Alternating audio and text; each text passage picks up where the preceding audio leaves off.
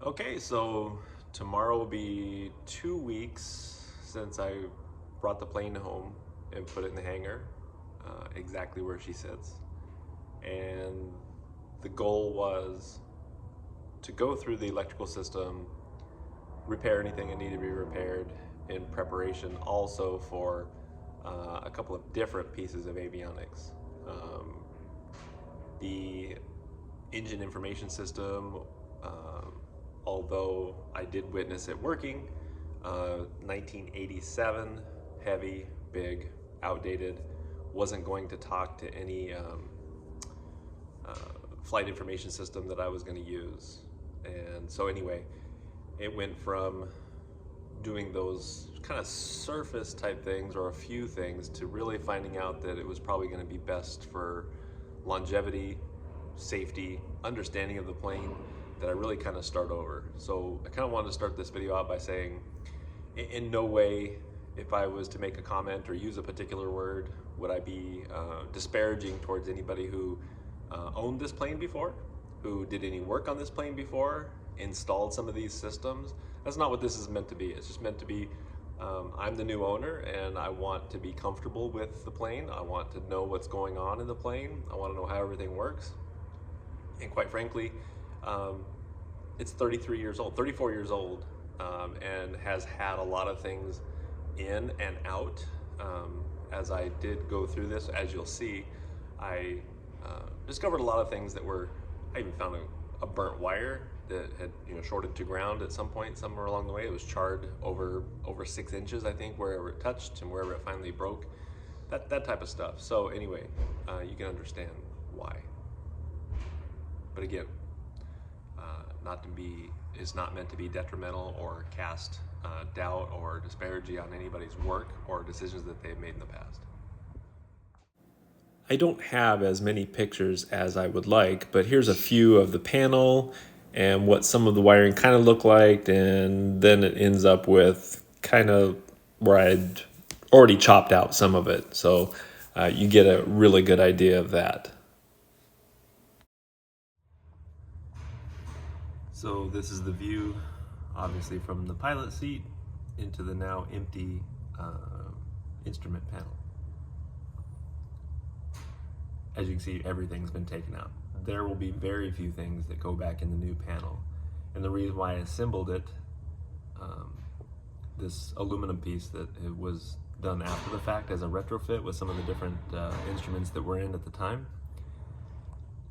I needed a shape, a guide, a template, if you will, for my new instrument panel. I'll go over a lot of this. All right, I cut that off and started over again. It was loud. Someone was opening a hangar, which happens a lot down here. I'm gonna go over what you guys see that I know that's specific. This is the lead coming up from the mag, and this is some of the auxiliary power system for the electronic ignition. And then, for those of you who don't know or haven't seen, the batteries up there, these are the cylinders for the braking. You can see the brake pedals and all that hardware in there, but we're really talking about electrical. Ground, the white is the ground coming up from the Lycoming, and the power coming up, some of the power that's making its way back up from the alternator and its voltage regulator. Now what I really want to talk about is this over here. This is all that's really left. Everything else had to do with a particular component that came out, as you can imagine.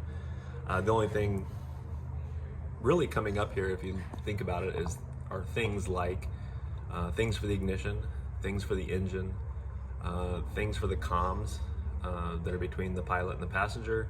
So you're going to have these gray cables coming up are specifically from things like cylinder head temperatures, exhaust gas temperatures, oil pressure, oil temperature.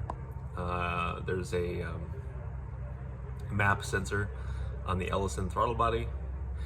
There is, well, let me rephrase that. The Ellison carburetor, it is not fuel injected. Ellison carburetor. This right here is definitely from the comms. So I saved that, of course, because I can use all that into my new radio system.